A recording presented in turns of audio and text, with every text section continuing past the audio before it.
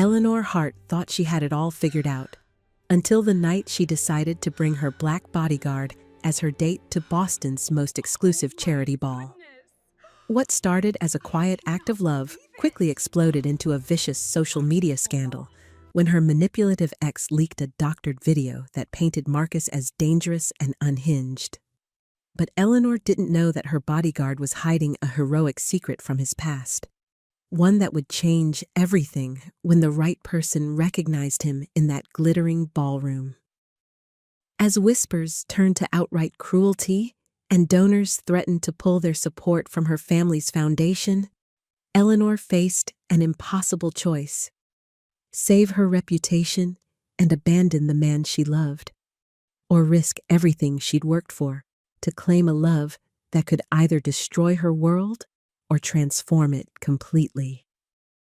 What happened next shocked everyone in Boston high society and proved that sometimes the most powerful weapon against prejudice is simply telling the truth.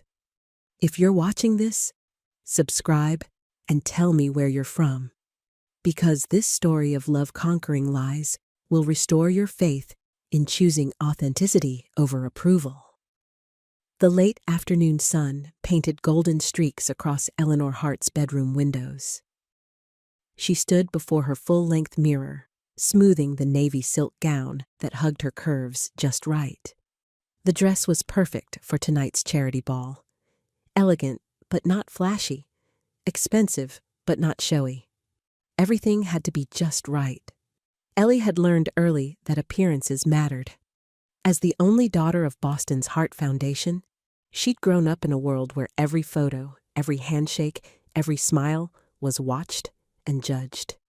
At 29, she could navigate a room full of donors with her eyes closed. She knew which fork to use, which topics to avoid, and exactly how to tilt her head when photographers snapped pictures. But tonight felt different. A soft knock interrupted her thoughts. "Come in," she called, knowing exactly who it was. Marcus Cole stepped into the doorway, and Ellie's breath caught like it did every time she saw him in formal wear. The black tuxedo fit his tall frame perfectly, making his dark skin look warm and rich in the afternoon light. His hair was freshly cut, and she could smell his cologne, something clean and woodsy that made her want to step closer. "The car's ready when you are," Marcus said, his voice low and steady. He held himself like he always did, alert, professional, ready for anything. 3 years of being her bodyguard had taught him to read every room, every situation, every threat. But when he looked at her, something soft flickered in his dark brown eyes, something that had been growing between them for months, careful and quiet and real. "Marcus," Ellie said, turning to face him fully. Her heart hammered against her ribs. "I want to ask you something." He waited, patient as always. "Would you—" She took a breath. "Would you come to the ball as my date? Tonight? Not just my security, my actual date." The words hung in the air between them. Marcus went very still, and Ellie could see the thoughts racing behind his eyes.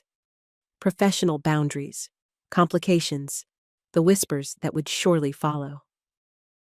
"Ellie," he said carefully, "you know what people will say." "I know." Her voice was stronger now. "I also know that I'm tired of pretending I don't care about you. That I'm tired of you walking 3 steps behind me when I want you beside me." Marcus studied her face for a long moment. She could see the exact second he made his decision. The way his shoulders relaxed, the way his mouth curved into the smallest smile. "Yes," he said simply. "I'd like that." Relief and joy flooded through her. "Really?" "Really." He stepped closer, close enough that she could see the tiny scar by his left eyebrow from his army days. "But Ellie, once we walk in there together, there's no taking it back. People will talk. They'll judge. Let them. she said, surprised by her own certainty. I choose you, Marcus. Tonight and every night. He reached out slowly, like he was giving her time to change her mind, and brushed a strand of hair behind her ear. His touch was warm and gentle, and Ellie leaned into it. Okay then, he said. Let's go show Boston society what real looks like. 20 minutes later, they sat in the back of the black sedan as it wound through the narrow streets of downtown Boston. The driver, one of Marcus's team members, kept his eyes on the road and his questions to himself. But Ellie caught him glancing in the rearview mirror more than once. She sat close enough to Marcus that their shoulders touched. Close enough that when he turned to check something on his phone, she could see the concentration in his face. 3 years of working together, and she was still learning new things about him. Like how he always checked his messages twice. Once for work, once for family. How he drummed his fingers against his leg when he was thinking. How he looked at her sometimes, like she was something precious he was afraid to break. Noah's stationed at the perimeter, Marcus said, tucking his phone away. Noah Kim was the newest member of his security team, young, eager, and still learning the ropes. He'll monitor the exits and watch for any trouble. Trouble? Ellie asked. Marcus's jaw tightened slightly. Your ex will be there tonight. Grant Barlow. Ellie's stomach twisted at the thought of him. They'd dated for 8 months, and it had been 8 months too long. Grant was everything her parents had wanted.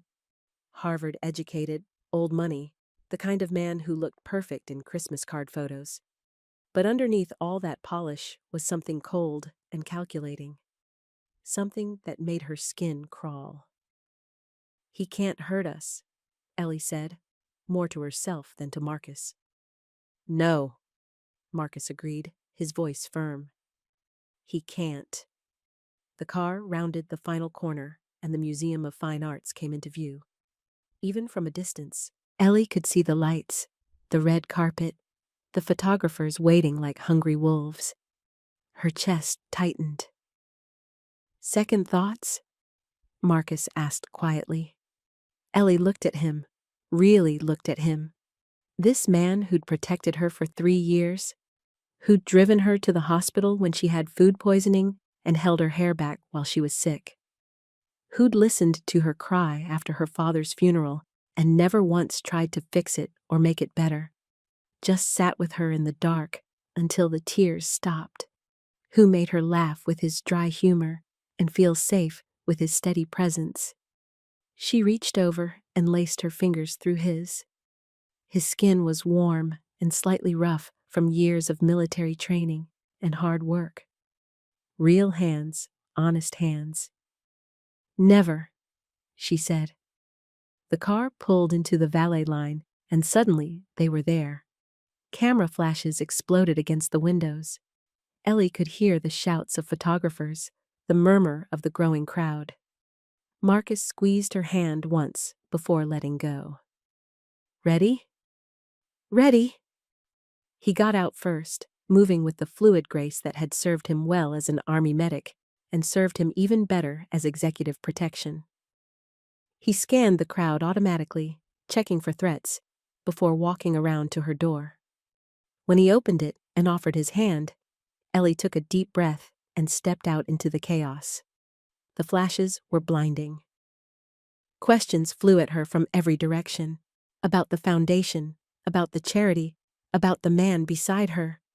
She could hear the murmurs starting already, could feel the curious stares. Eleanor! Eleanor! Over here!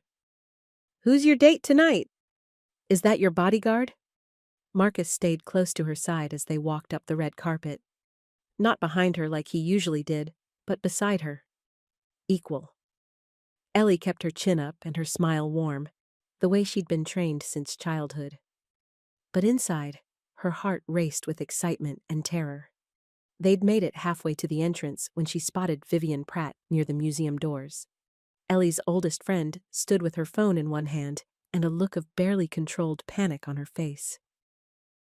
Vivian worked in PR now, and Ellie could practically see the damage control calculations running through her mind. "Ellie!" Vivian rushed over, her heels clicking on the marble. She was beautiful in the sharp, polished way that Boston society loved. Blonde hair perfectly styled, makeup flawless, every piece of jewelry chosen for maximum impact. "You look stunning. And Marcus, so good to see you." But Ellie could hear the strain in Vivian's voice, could see how her eyes darted between them. "Vivian, relax," Ellie said gently. "Everything's fine." "Of course it is," Vivian said quickly. Too quickly. The photographers are asking questions, and I thought maybe." "Maybe what?" Before Vivian could answer, a familiar voice cut through the noise. "Eleanor, looking beautiful as always." Ellie's stomach dropped. Grant Barlow appeared beside them like a bad dream, all perfect teeth and expensive cologne.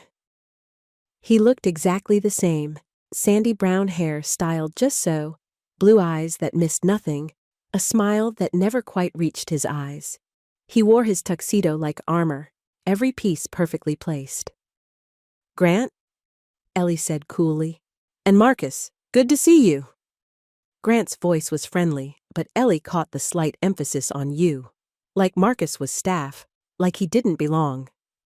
"Working tonight, I see." "Actually," Ellie said, her voice clear and firm. "Marcus is here as my date." Grant's smile never wavered, but something ugly flickered behind his eyes. "How progressive of you." Marcus stayed perfectly calm beside her, but Ellie felt the tension in his body. 3 years of protecting her had taught him to control his reactions, to stay professional even when people tried to bait him. But this was different. Tonight, he wasn't just her bodyguard. "If you'll excuse us," Marcus said politely, placing a gentle hand on Ellie's lower back. "We should find our seats." Grant's eyes narrowed slightly at the gesture. "Of course. Enjoy your evening." As they walked away, Ellie could feel Grant's stare burning into her back. She could also feel the whispers starting to spread through the crowd like wildfire. "You okay?" Marcus murmured as they approached the museum entrance. "Perfect," Ellie said, and meant it. Whatever happened tonight, she wouldn't be facing it alone. The ballroom took her breath away, the way it did every year. Crystal chandeliers caught the light from hundreds of candles. White flowers cascaded from every surface. The Boston Symphony's string quartet played soft classical music from a stage draped in silk. It was beautiful and elegant, and everything her mother would have loved. But as they walked into the room, Ellie became aware of something else. The conversations that stopped as they passed. The heads that turned to follow them. The whispers that followed in their wake. "Is that her bodyguard? I thought he was just security." "How interesting." Marcus heard it too. She could see it in the set of his shoulders, the way his jaw tightened just slightly. But he didn't let it show on his face. If anything, he looked more relaxed than usual, like he belonged here, like he had every right to be by her side. And he did, Ellie thought fiercely. He had every right. "Shall we dance?" Marcus asked, offering his arm. The question surprised her.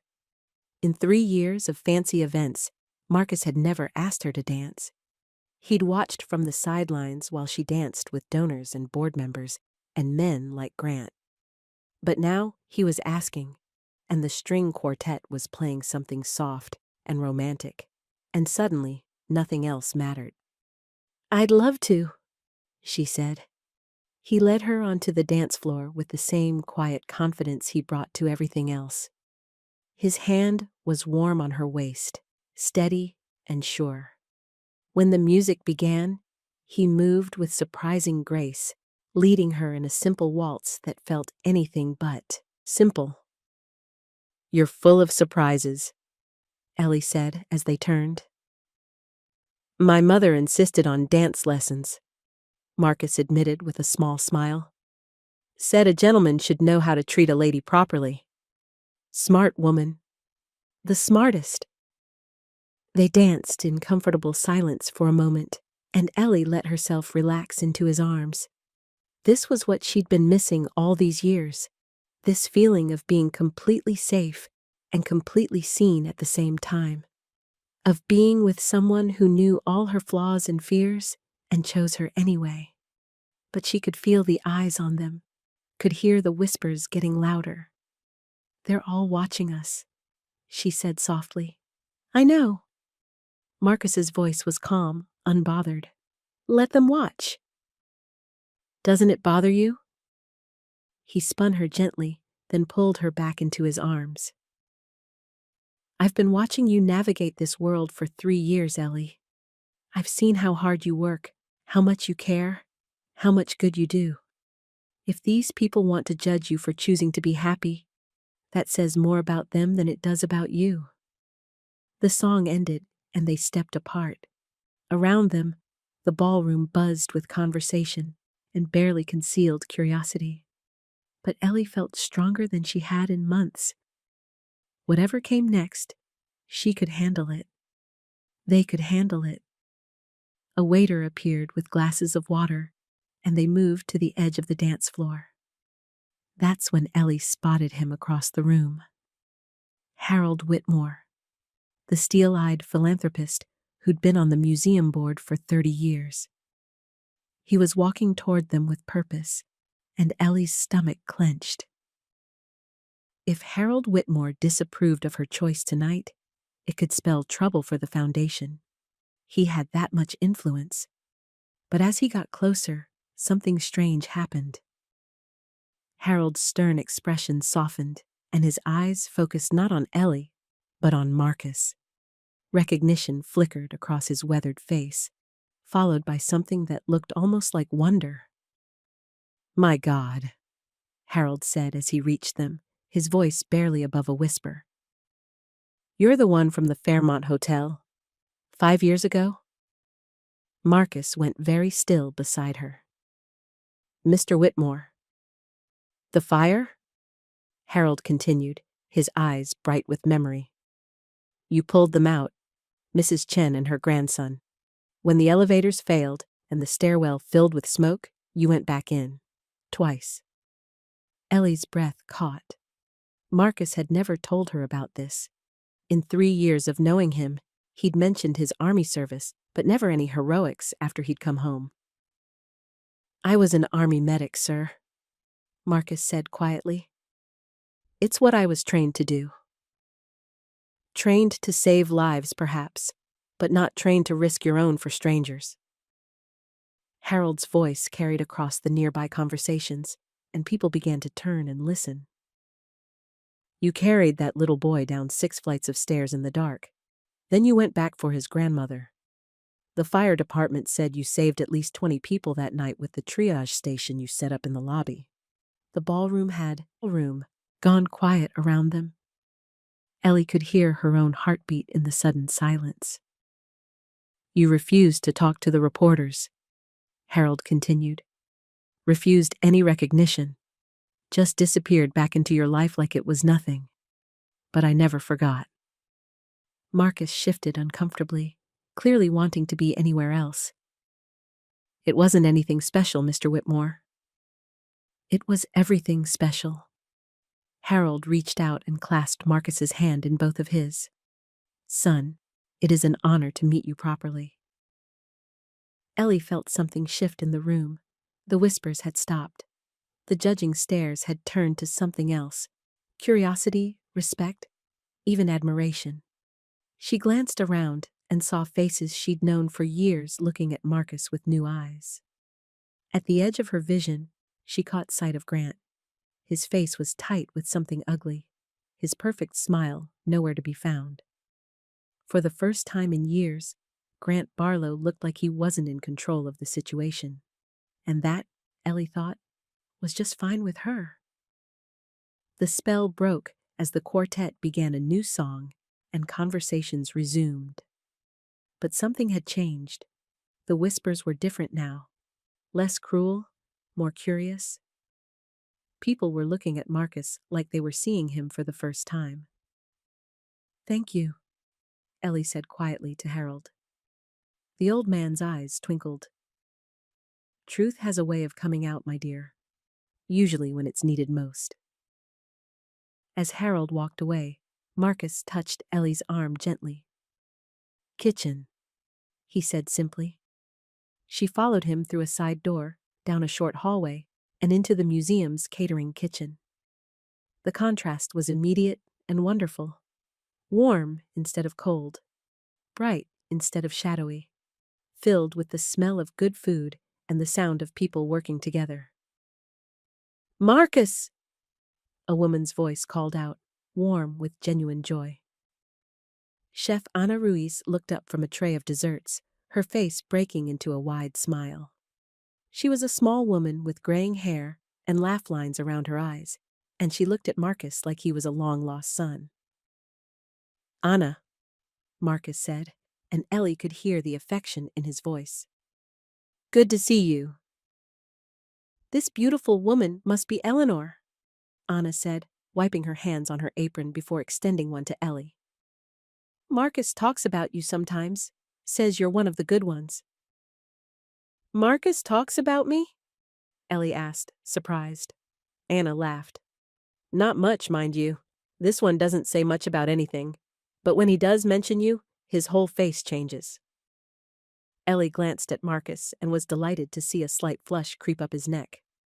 "Anna runs first aid classes in my neighborhood," Marcus explained. "I help out sometimes." "Help out?" Anna scoffed. "He teaches half my classes. Taught my nephew CPR 2 months ago. Kid used it to save his friend when he choked on a piece of gum." She turned to Ellie, her eyes serious. "Your man is a teacher and a healer. Don't let anybody tell you different." The warmth in the kitchen was infectious. Kitchen staff smiled and waved at Marcus as they worked. A young prep cook fist bumped him as he passed. These people knew him, respected him, loved him even. And suddenly, Ellie understood something important. This was who Marcus really was.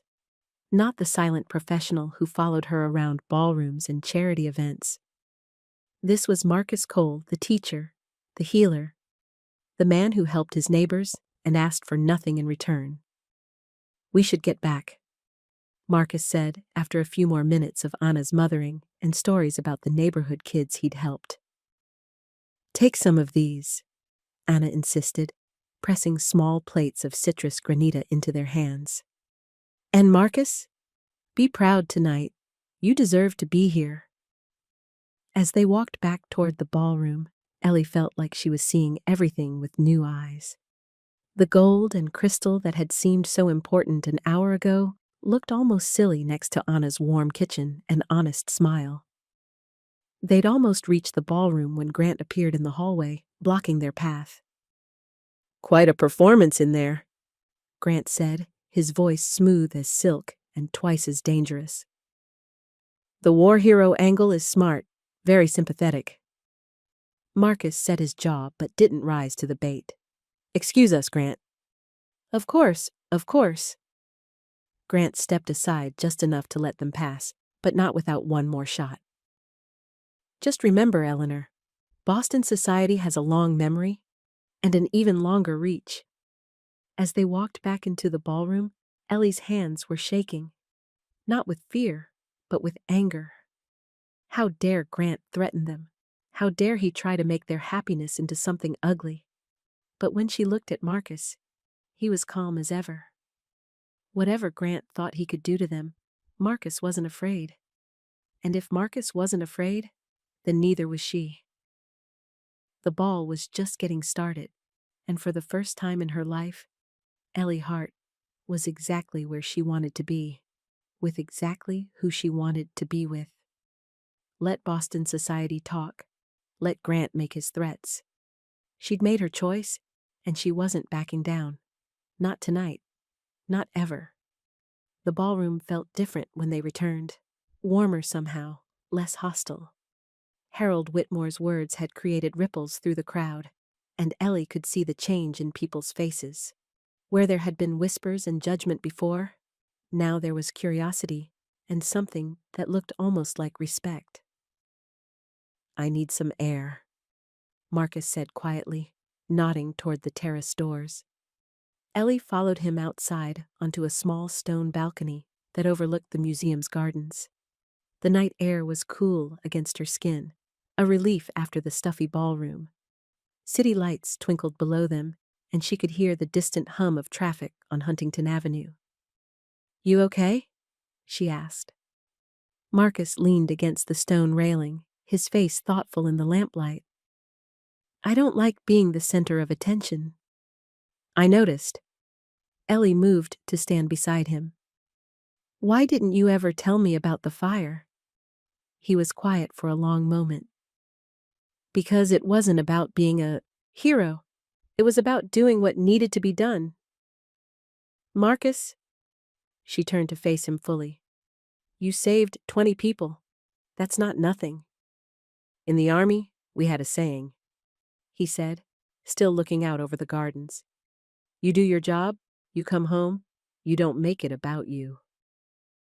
He glanced at her then, his dark eyes serious. "I didn't want you to think I was trying to impress you with war stories."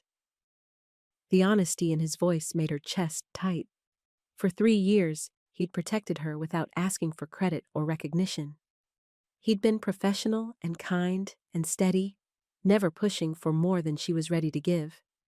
And when she'd finally been brave enough to ask him to be her date tonight, he'd said yes without hesitation, knowing full well what it might cost him. "I'm proud of you," she said simply. "Not because you're a hero, though you are, but because you're good. Really, truly good." Something shifted in his expression. He reached out and took her hand, his thumb brushing gently over her knuckles. "Ellie," he said softly, "once we go back in there, everything changes. You understand that, right? There's no going back to the way things were." "I don't want to go back," she said. "I want to go forward. With you." He smiled then, the first real smile she'd seen from him all evening. "Then let's go forward." They stood together on the terrace for another minute, holding hands and looking out over the city. Ellie felt something settle in her chest, a calm certainty that this was right. That whatever came next, they would face it together. "Ready?" Marcus asked. "Ready." They walked back into the ballroom just as Harold Whitmore was calling for a toast. The older man stood at the front of the room with a glass of champagne raised, his voice carrying over the crowd. "Ladies and gentlemen, before we begin the evening's program, I want to say something about the power of quiet heroism." His eyes found Marcus in the crowd.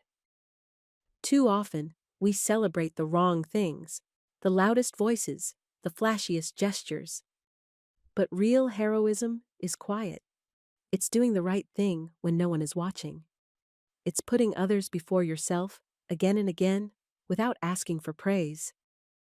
The room had gone completely silent. Ellie felt Marcus tense beside her, clearly uncomfortable with the attention. But Harold wasn't done. "Tonight, we're honored to have among us someone who embodies that kind of heroism. A man who saves lives not for glory, but because it's who he is." Harold raised his glass higher. "To quiet heroes, and to the wisdom to recognize them when they're standing right in front of us." The toast was echoed throughout the room, and Ellie saw people looking at Marcus with new respect. She also saw Grant in the corner, his face dark with something ugly. As the crowd began to disperse, Harold made his way over to them. "Marcus, I hope you don't mind the attention, but sometimes the truth needs to be spoken out loud." "Thank you, sir," Marcus said, though Ellie could tell he was still uncomfortable. "Would you both join me at my table for dinner?" Harold asked. I'd consider it an honor. Before either of them could answer, Vivian appeared at Ellie's elbow, her phone clutched in her hand and her face pale. "Ellie," she said urgently, "we need to talk, now." Harold excused himself graciously, and Vivian pulled them toward a quiet corner near the silent auction tables. "What's wrong?" Ellie asked. Vivian held up her phone. On the screen was a photo of Ellie and Marcus dancing, shared in what looked like a group text message. The caption underneath made Ellie's stomach turn. "Heart Foundation heiress brings the help as her date. Guess charity really does begin at home." "It's in the donor chat group," Vivian said, her voice tight with panic. 12 board members have seen it. Mrs. Cavendish is asking questions. The Thornton family wants to discuss concerns about the foundation's direction. Ellie felt the blood drain from her face. The foundation was her life's work, her father's legacy. If the major donors pulled their support because of her personal choices— "I can fix this," Vivian said quickly. "We just need to control the narrative. Maybe say Marcus is here in a professional capacity, that you're discussing security arrangements for future events. Or we could say it's mentorship. You're helping him network in professional circles." "No," Ellie said firmly. "Ellie, be reasonable. Your board seat, the foundation's funding." "I said no." Ellie's voice was steady, but Marcus could see the tension in her shoulders. "I won't lie about who Marcus is to me." Marcus touched her arm gently. "Ellie, if this hurts the foundation, it won't." She turned to face him, her blue eyes fierce with determination. "We'll handle this together. Honestly." Vivian looked like she wanted to argue, but something in Ellie's expression stopped her. "Fine. But we need a strategy. The Cavendish table is asking pointed questions, and Grant Barlow has been making the rounds, talking to donors." Of course he has, Ellie thought. Grant never missed an opportunity to make trouble. "What's he saying?" Marcus asked, his voice carefully neutral. "Nothing actionable," Vivian admitted. "Just implications. Suggestions that maybe Ellie isn't thinking clearly about appropriate boundaries." Anger flared in Ellie's chest. "Appropriate boundaries? From Grant Barlow?" "I'm just telling you what I'm hearing," Vivian said defensively. "Look, I care about you both. But Ellie, your father built this foundation from nothing. Are you really willing to risk everything for—" She trailed off, but the implication hung in the air. "For what, Vivian?" Ellie asked quietly. "Say what you were going to say." "For a relationship that might not last," Vivian finished reluctantly. "I mean, you've only been dating for 3 hours, Ellie said with a slight smile. "Give or take." Marcus squeezed her hand. "Ellie's right. We should be honest. But if the foundation suffers because of me, I'll step back. I won't let my presence hurt something you've worked so hard for." "No," Ellie said immediately. "That's exactly what Grant wants. That's exactly what people like the Cavendishes expect. That I'll choose reputation over happiness, optics over truth." She looked between Marcus and Vivian. "I spent 29 years being the perfect daughter, the perfect heiress, the perfect board member. I'm not spending the rest of my life being perfect for other people." Before anyone could respond, a young waiter appeared beside them with a silver tray. "Ms. Hart, Chef Ruiz asked me to bring you these." He offered them small plates of something that smelled like citrus and chocolate. "She says to tell you that good food is best shared with people who matter." The waiter disappeared, and Ellie found herself smiling despite the tension. Trust Anna to send comfort in the form of dessert. "The kitchen loves him," she told Vivian, taking a bite of what turned out to be the most perfect chocolate tart she'd ever tasted. "The staff, the neighborhood kids he teaches first aid to, the man who runs the corner market near his apartment. They all light up when they see him. That's wonderful, Vivian said carefully. But Ellie, the donor class isn't the same as real people?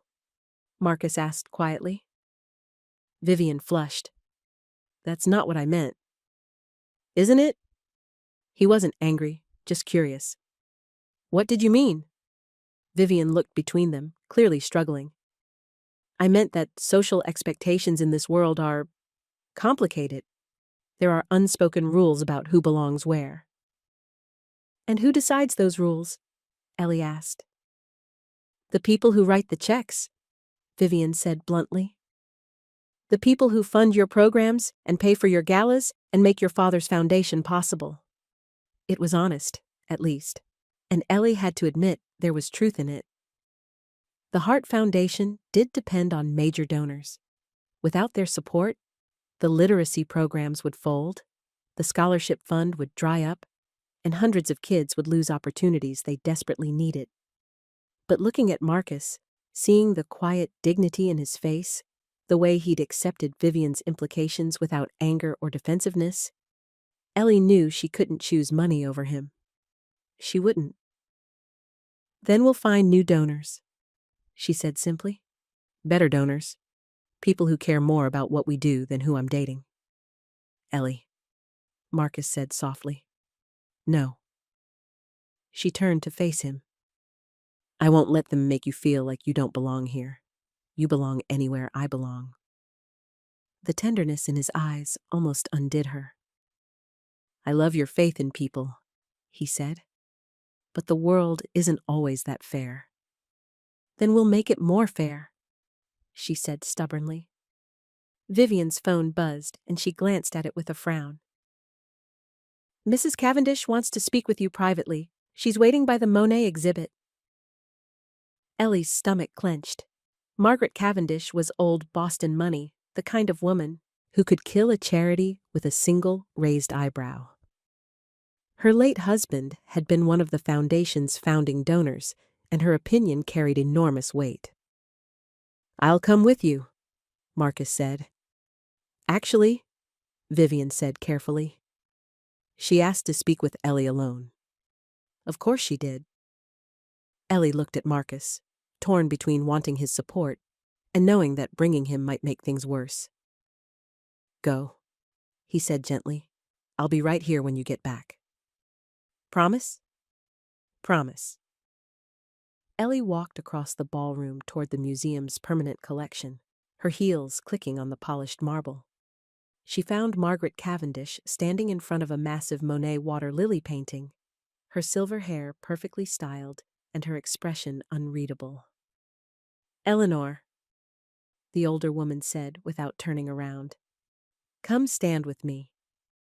Ellie joined her in front of the painting, waiting for whatever was coming. My husband used to say that the best art tells the truth about the human condition, Mrs. Cavendish said finally. No pretense, no artifice, just honest observation about what it means to be alive. He was a wise man, Ellie said carefully. He was. He also said that the worst kind of person was someone who pretended to be something they weren't, someone who traded authenticity for approval. Mrs. Cavendish finally turned to look at Ellie. Tell me, dear, are you being authentic tonight? The question caught Ellie off guard. She'd expected lectures about propriety, about maintaining the foundation's reputation.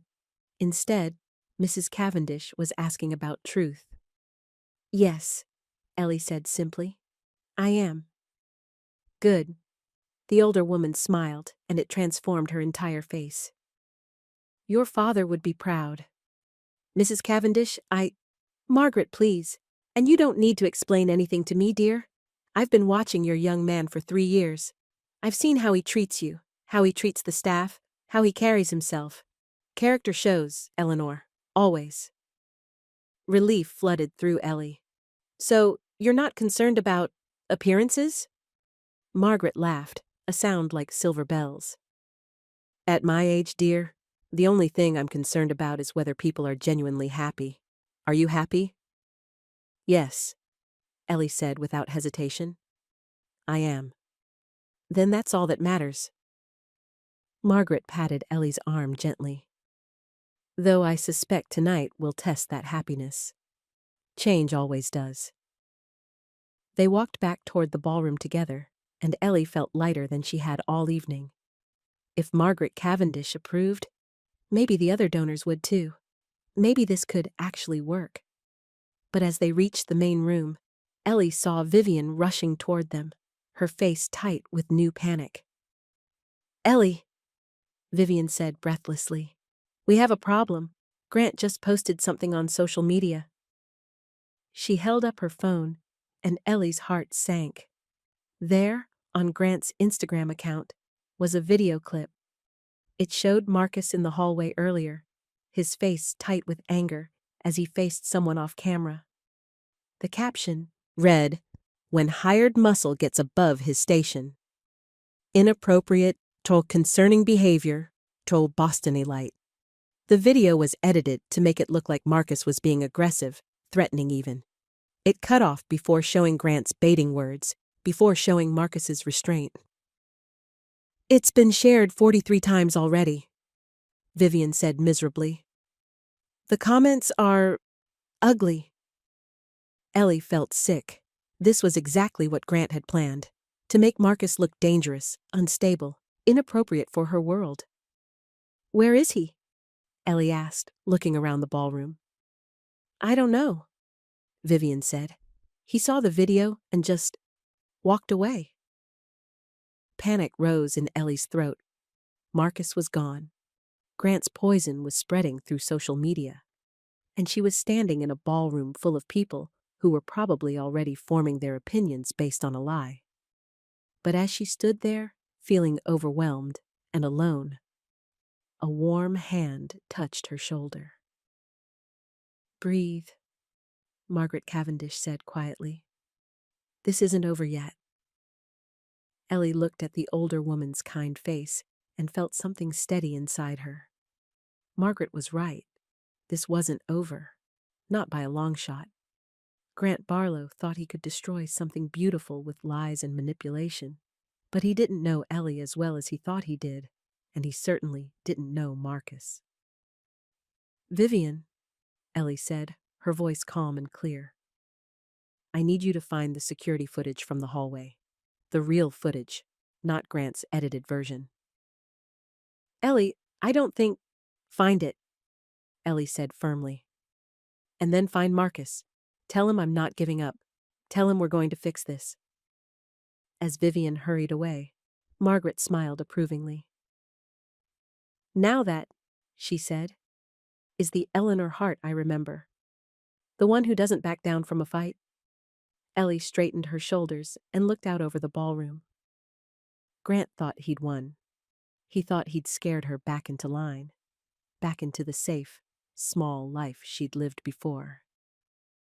He was about to learn how wrong he was. Ellie found Marcus in the service corridor, leaning against the wall between stacks of catering supplies. The bright fluorescent lights were harsh after the soft glow of the ballroom, making everything feel stark and real. He'd loosened his bow tie, and she could see the tension in his shoulders. There you are, she said softly. He looked up, his dark eyes tired. You shouldn't be back here, Ellie. You should be in there, fixing this. I am fixing this. She moved closer, close enough to see the small scar by his eyebrow, the one she'd noticed that first day he started working for her. By being where I belong, with you. Marcus shook his head. Did you see the video?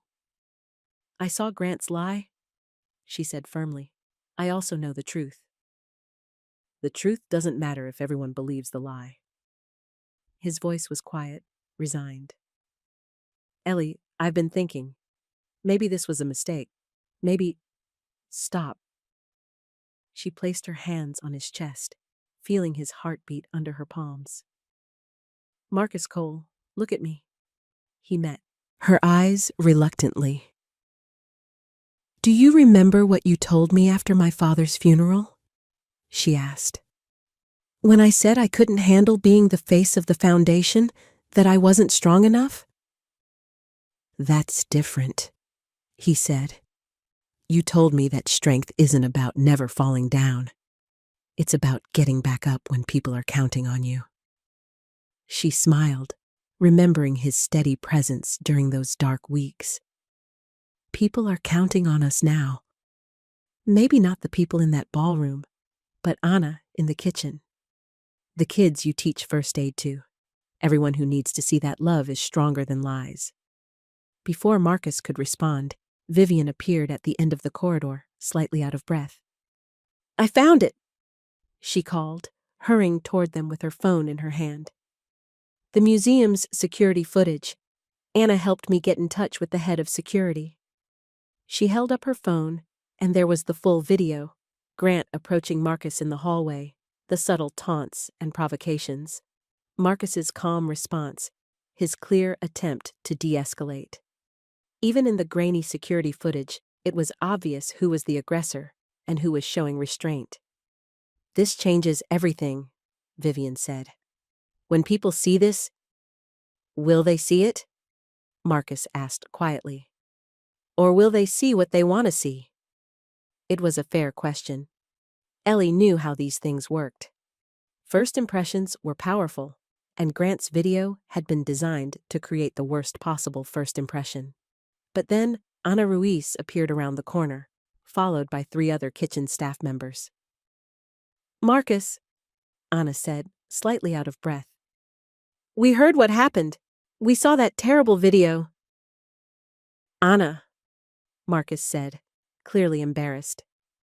"You don't need to—" "Yes, I do." The small woman drew herself up to her full height.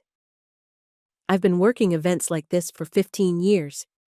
I've seen how these people treat staff, how they talk about us when they think we're not listening." She looked at Ellie. But not Marcus. Never Marcus. One of the other staff members, a young man Ellie recognized from earlier, stepped forward. "He helped my sister when she had an asthma attack at the community center.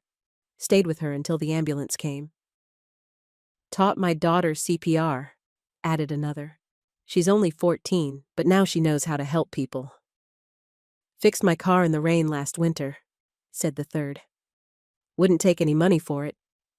Anna nodded firmly. "We wrote a statement. All of us who know Marcus signed it. We want people to know who he really is." She handed Ellie a handwritten letter, the paper slightly smudged with flour from Anna's apron.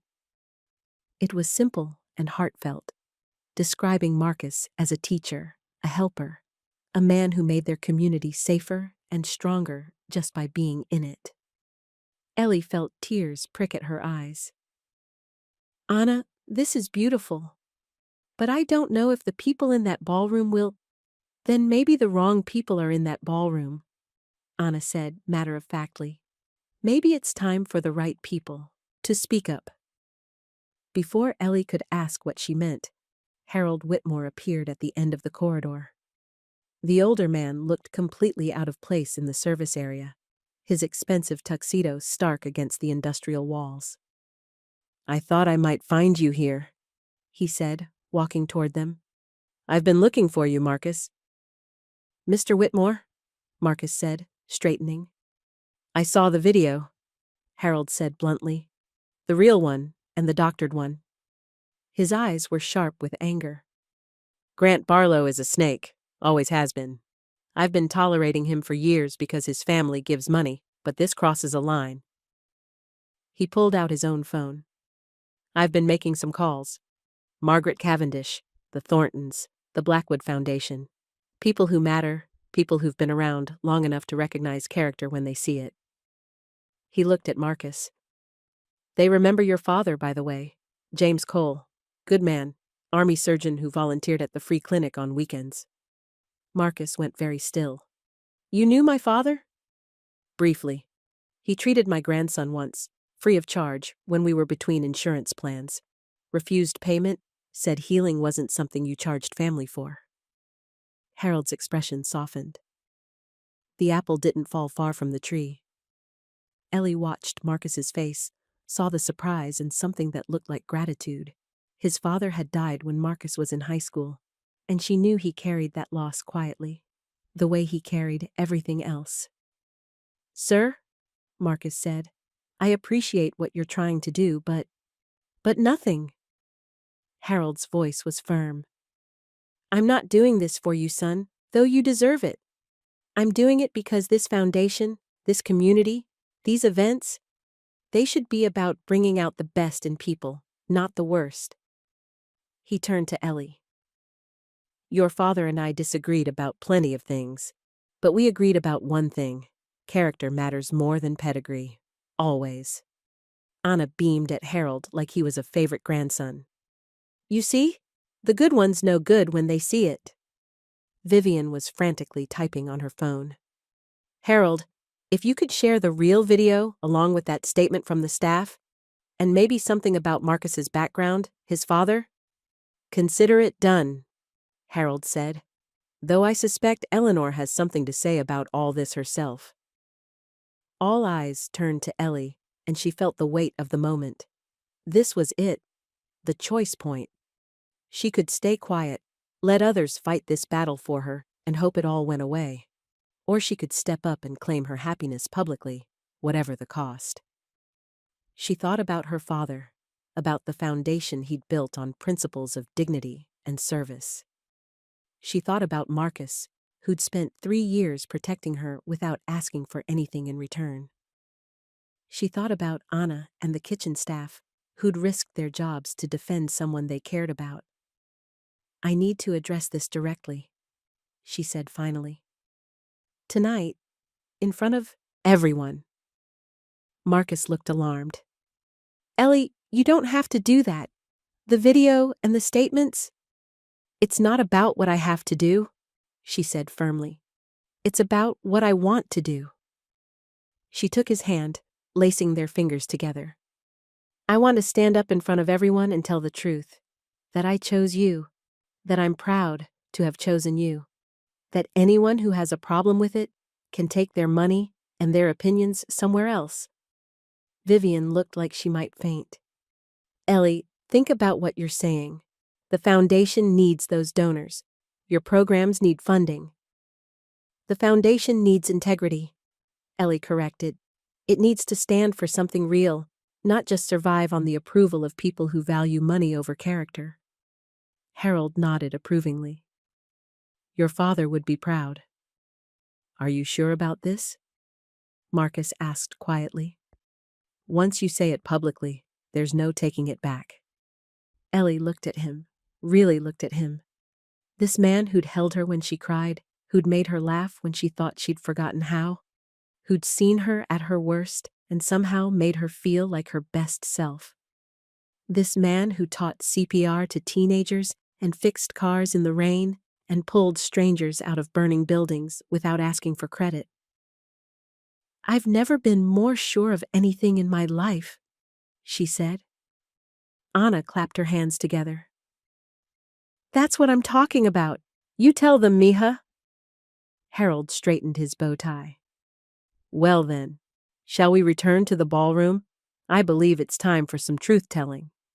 As they walked back through the service corridor toward the main event, Ellie felt something she hadn't experienced in years: complete certainty. Not about what would happen next. She had no idea how the donors would react, whether the foundation would survive, whether her social standing would crumble. But certainty about who she was and what mattered. She was Eleanor Hart, daughter of a man who'd believed that everyone deserved dignity and opportunity. She was in love with a good man who made the world better just by being in it. And she was done pretending otherwise. They paused at the service door that led back to the ballroom. Through the glass, Ellie could see the glittering crowd, the chandeliers, the perfect flower arrangements. It all looked smaller somehow, less important than it had a few hours ago. "Ready?" Marcus asked. "Ready," she said, and meant it. Harold pushed open the door, and they stepped back into the light. The ballroom had changed in the 20 minutes they'd been gone. Conversations were more intense, clusters of people huddled around phones, heads bent together in urgent discussion. Ellie could feel the tension in the air, thick as fog. Grant stood near the bar, holding court with a small group of donors, his face animated as he gestured. Ellie caught fragments of his words as they passed. Concerning behavior, inappropriate boundaries, poor judgment. But she also noticed other things. Margaret Cavendish was showing the real video to the Thornton family, her voice calm and clear as she explained what they were seeing. Several staff members had gathered near the kitchen door, including some who weren't even working the event. Word had clearly spread, and Harold's phone was buzzing constantly with what looked like supportive messages. Vivian appeared at Ellie's side, slightly breathless. The museum director is calling for the evening's program to begin. Usually there's a short welcome, then dinner, then the auction. But Harold asked if you could speak first, as the Hart Foundation representative. Perfect, Ellie said. Are you sure about this? Vivian asked one more time. Because once you get up there? I'm sure, Ellie said firmly. Marcus squeezed her hand once, then started to step back. I'll wait over. No, Ellie said, holding onto his hand. You stay with me, right beside me. He looked uncertain. Ellie, if you're trying to make a point, I'm not trying to make a point. I'm trying to tell the truth. She looked into his eyes, seeing her own determination reflected back. Besides, I need you there. I'm braver when you're beside me. The museum director, a nervous man in his 50s, approached the microphone at the front of the room. Ladies and gentlemen, if I could have your attention, please. We have a special welcome this evening from Eleanor Hart of the Hart Foundation. A hush fell over the room, though Ellie could still hear the whispers underneath. She walked toward the front of the ballroom, Marcus beside her, their hands still linked. With each step, she felt more certain, more calm. She reached the microphone and looked out over the crowd. Familiar faces stared back at her, some curious, some concerned, some openly hostile. In the back, she could see Grant watching with sharp eyes, clearly expecting her to apologize, to distance herself, to return to the safe path. Good evening, she began, her voice steady and clear. Thank you all for being here tonight, for supporting the Hart Foundation's work in our community. Polite applause rippled through the room. My father started this foundation because he believed that everyone deserves dignity, opportunity, and respect. He believed that character matters more than pedigree, that actions speak louder than ancestry.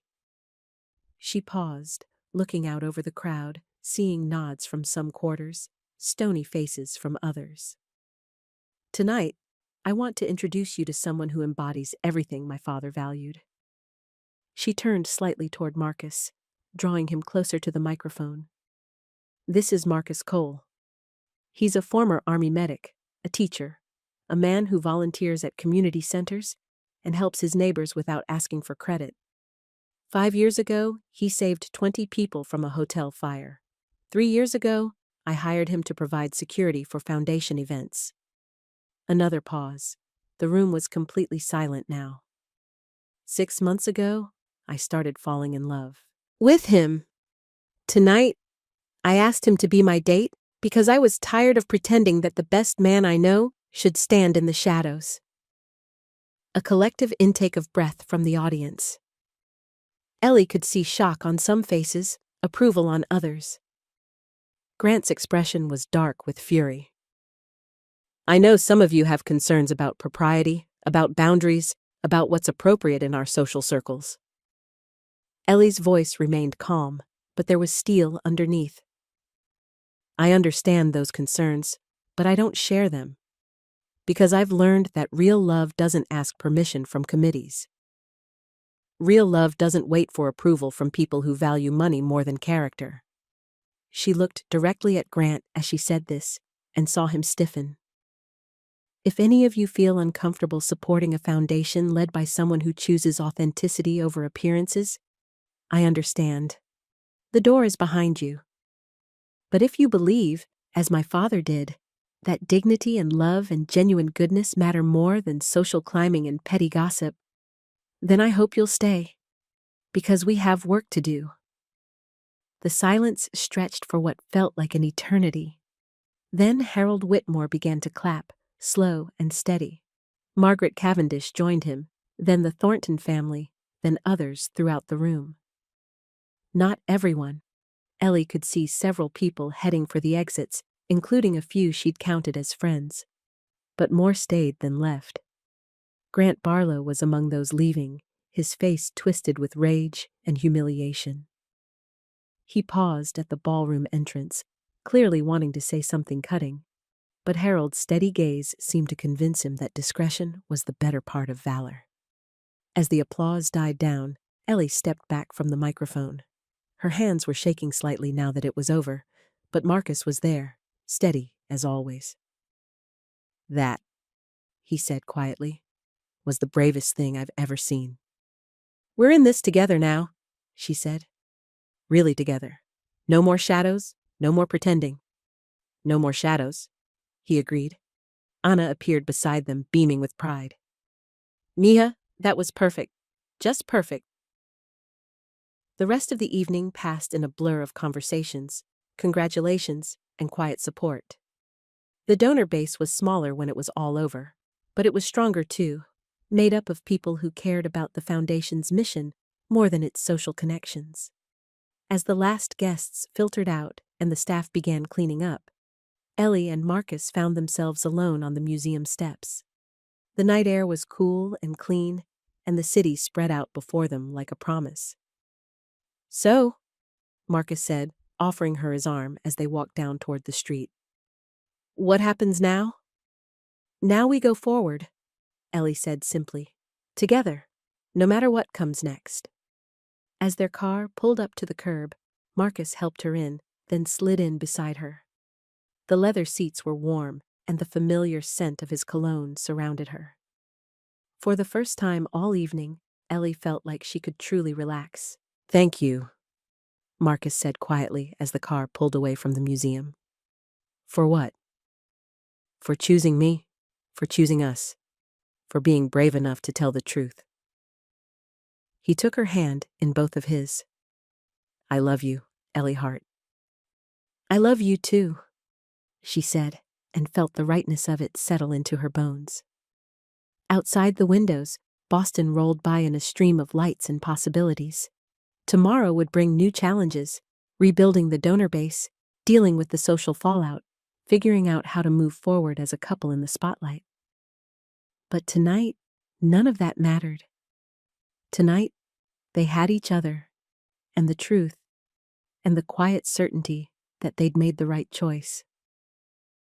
Sometimes, Ellie thought as she leaned into Marcus's warmth, that was enough.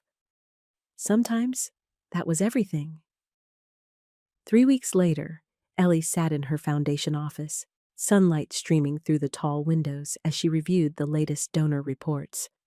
The numbers told an interesting story. They'd lost about 30% of their major contributors, but they'd gained twice as many smaller donors.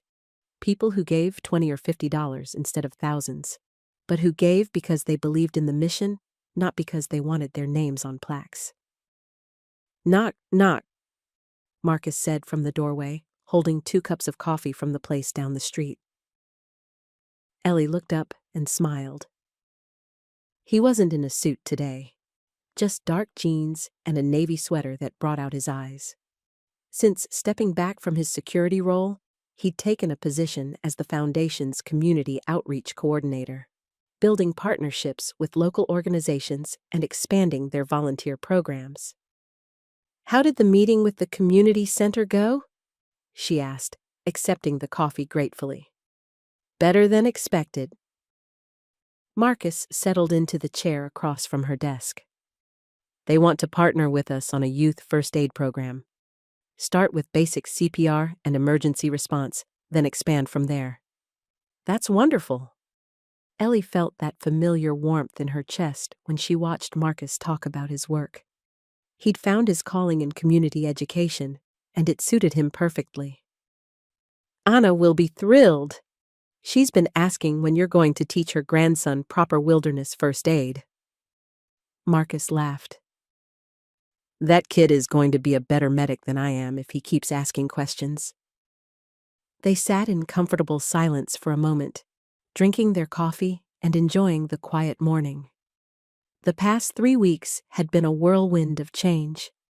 Marcus transitioning to his new role, Ellie rebuilding relationships with donors who shared their values, both of them learning how to be a couple in the public eye. It hadn't been easy. There had been nasty articles in the society pages, cruel comments on social media, and more than one uncomfortable encounter at restaurants or events. But there had also been unexpected support. Letters from people inspired by their story, invitations to speak at other organizations, and a growing community of allies who valued authenticity over appearance. I have news, Ellie said, setting down her coffee cup. Good news and potentially challenging news. Marcus raised an eyebrow. Good news first? The Boston Globe wants to do a feature story on the Foundation's new direction. How we're building grassroots support and focusing on community partnerships instead of just big donors. That is good news. And the challenging part? Ellie took a breath. They want to interview us together, as a couple, about how our relationship has influenced the Foundation's mission. Marcus was quiet for a moment, considering. How do you feel about that? Honestly, nervous, but also excited. She leaned forward in her chair. 3 weeks ago, I would have said absolutely not.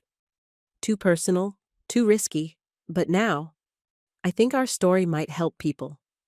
Show them that love doesn't have to fit into neat little boxes.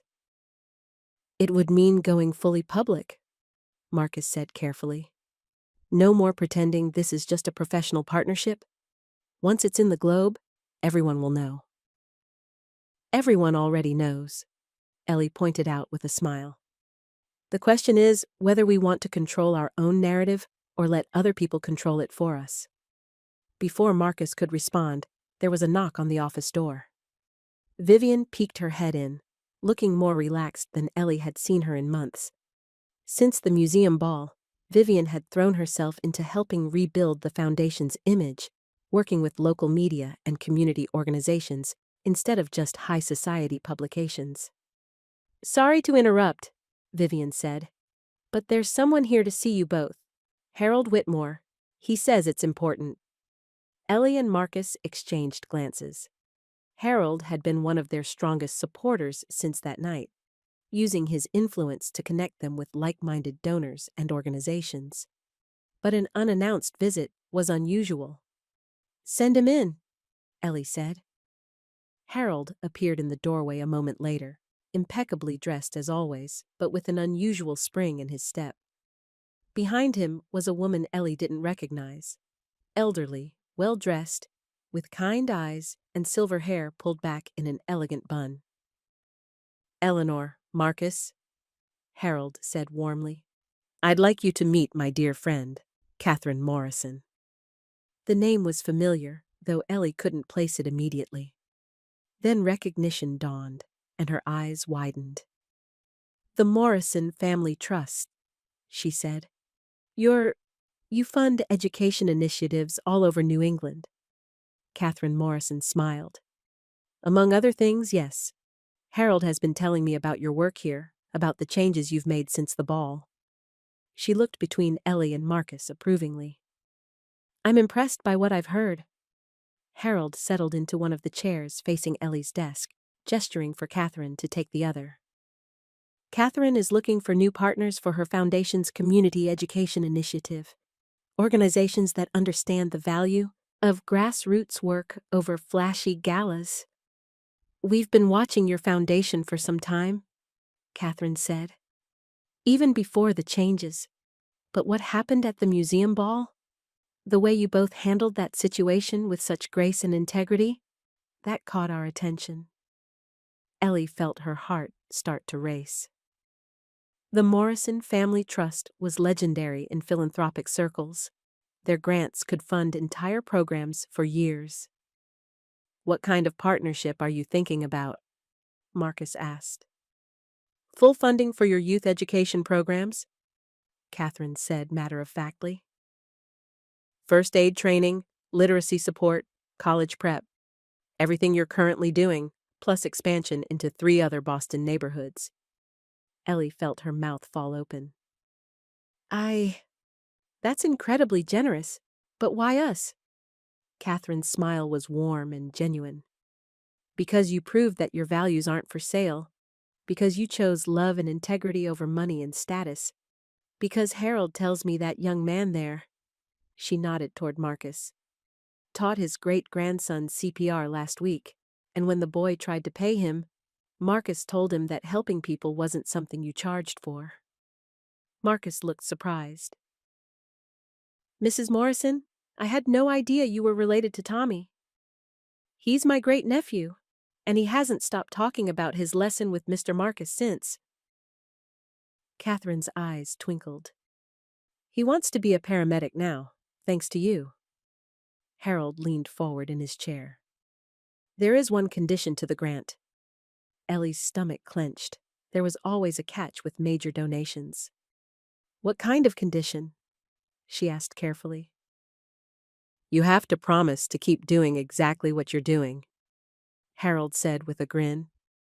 No compromise, no playing politics, no going back to the way things were just because it's easier. The relief was so intense that Ellie almost laughed. I think we can manage that. Excellent, Catherine said, pulling a folder from her purse. I'll have my people send over the paperwork, but consider this a firm commitment. She stood, extending her hand to both Ellie and Marcus. It's an honor to work with people of character. After Harold and Catherine left, Ellie and Marcus sat in stunned silence for a long moment. Did that really just happen? Ellie finally asked. I think so. Marcus was staring at the folder Catherine had left behind, full of preliminary grant information. Ellie, this changes everything. Full funding means we can expand the programs, hire more staff, reach so many more kids. It means we were right, Ellie said softly, about choosing truth over comfort, about not compromising our values for money. She looked at Marcus, seeing the same wonder in his eyes that she felt in her heart. It means good things really do happen when you're brave enough to be yourself. Marcus stood up and came around her desk, pulling her into his arms. It means we're going to be okay. Better than okay? Ellie melted into his embrace, breathing in his familiar scent and feeling the steady beat of his heart against her cheek. 3 weeks ago, she'd been terrified that choosing love would cost her everything. Instead, it had given her more than she'd ever dreamed possible. So, she said, pulling back to look at his face. About that Globe interview, are you ready to tell our story? Our real story? Marcus asked. The whole truth? The whole truth. Ellie smiled. How a scared heiress and her bodyguard fell in love and learned that being authentic is scarier than any security threat. How they discovered that the people who matter don't mind, and the people who mind don't matter. Marcus added. How they built something beautiful together, one honest moment at a time. Marcus leaned down and kissed her, soft and sweet and full of promise. I'm ready, he said against her lips. Are you? I've never been more ready for anything in my life. Later that afternoon, they walked through the public garden together, hand in hand like any other couple in love. The autumn air was crisp, leaves crunching under their feet, and the late sunlight painted everything in warm gold. They'd stopped at Anna's restaurant for lunch, where she'd insisted on feeding them way too much food, and introducing Marcus to her entire extended family as the boy who saves people. Then they'd visited the community center where Marcus taught classes, and Ellie had watched him work with a group of teenagers, patient and encouraging as he showed them proper chest compression techniques. Now they were just walking, enjoying the simple pleasure of being together without schedules or obligations or other people's expectations. "Penny for your thoughts?" Marcus said as they paused by the pond to watch the ducks. "I was thinking about the first time you walked me home," Ellie said. "Remember? It was raining, and my driver was sick, so you offered to make sure I got home safely." "I remember." Marcus smiled at the memory. "You were so surprised that I knew how to hail a cab." "I was surprised by a lot of things about you." Ellie leaned against the park railing, watching his profile in the afternoon light. "You were nothing like I expected a bodyguard to be." "What did you expect?" "Someone intimidating. Someone who would blend into the background and never speak unless spoken to." She laughed softly. "Instead, I got someone who argued with me about which route to take home because the other way was safer. Someone who remembered that I don't like crowds and always positioned himself so I had an easy exit. Someone who noticed when I was sad and somehow always knew exactly what to say." Marcus turned to face her fully. "I noticed a lot about you, too." "Like what?" "Like how you always thanked the waitstaff by name. Like how you'd slip extra money to the coat check girl when you thought no one was looking. Like how you'd get this little wrinkle between your eyebrows when you were reading reports about kids who needed help." He reached up to smooth that exact wrinkle, which had appeared as he talked. "Like how you cared so much about doing good that it actually hurt sometimes." "When did you know?" Ellie asked quietly. "When did you know you loved me?" Marcus was quiet for a moment, thinking. "Remember the night of the literacy gala last spring? You were presenting scholarships to those high school seniors." "Of course. There was this one girl, Maria Santos. She was so nervous she could barely speak when you called her name. And you—" Marcus's voice grew soft with the memory. "You walked down from the stage and took her hand. Told her you were proud of her, that her hard work mattered. Made her feel like she belonged in that fancy ballroom full of important people." Ellie remembered. Maria had been shaking so hard she could barely hold her scholarship check.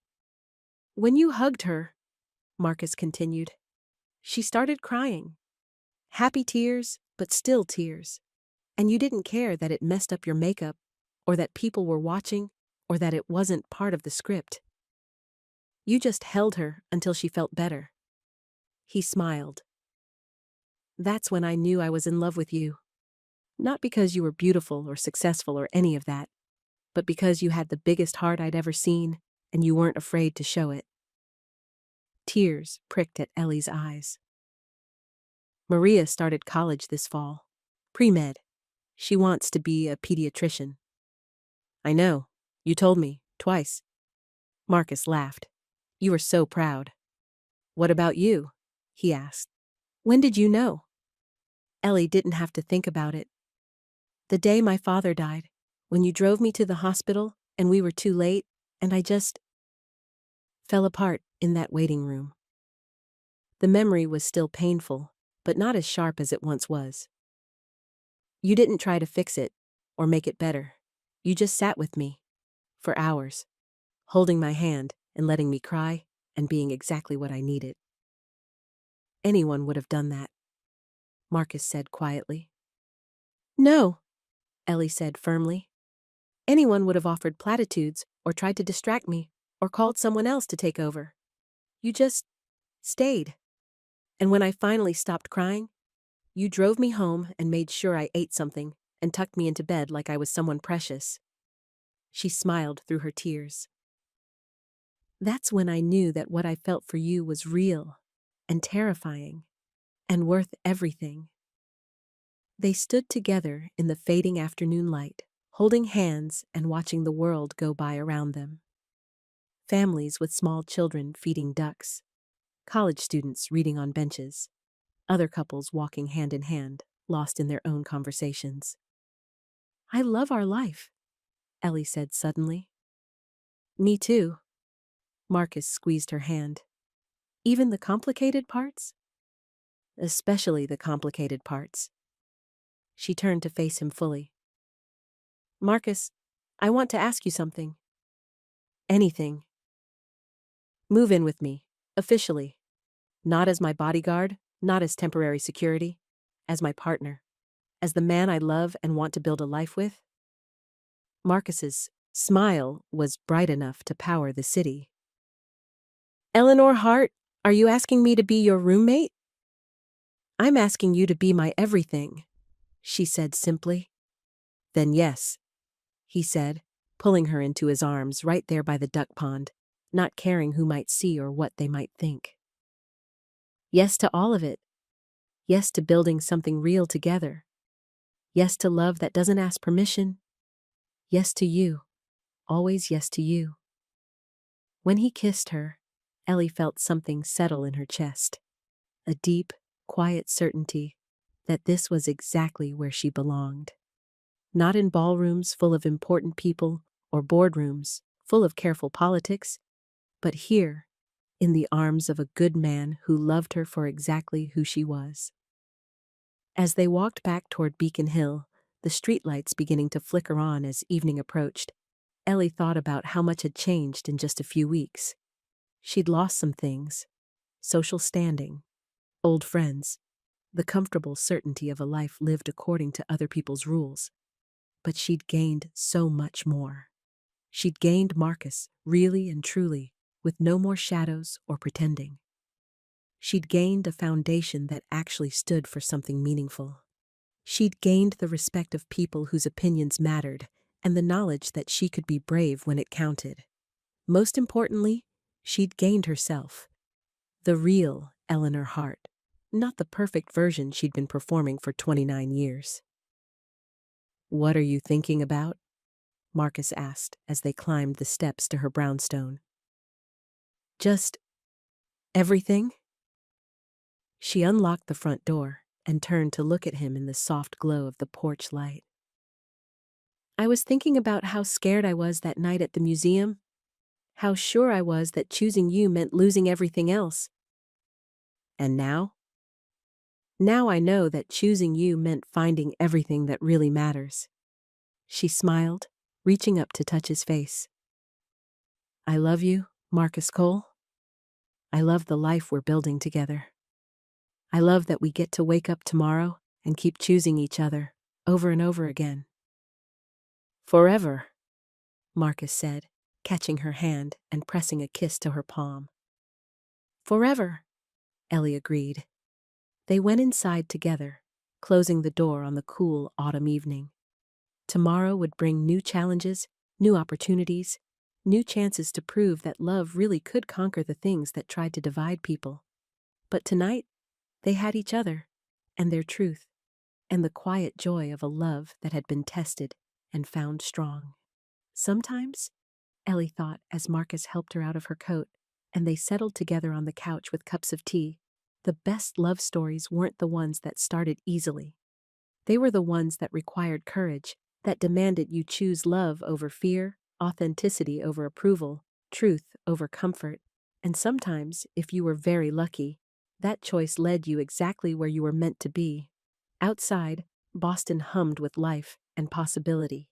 Inside, Eleanor Hart and Marcus Cole planned their future. Together, one honest conversation at a time, building something beautiful on a foundation of trust and truth and the kind of love that made everything else worthwhile.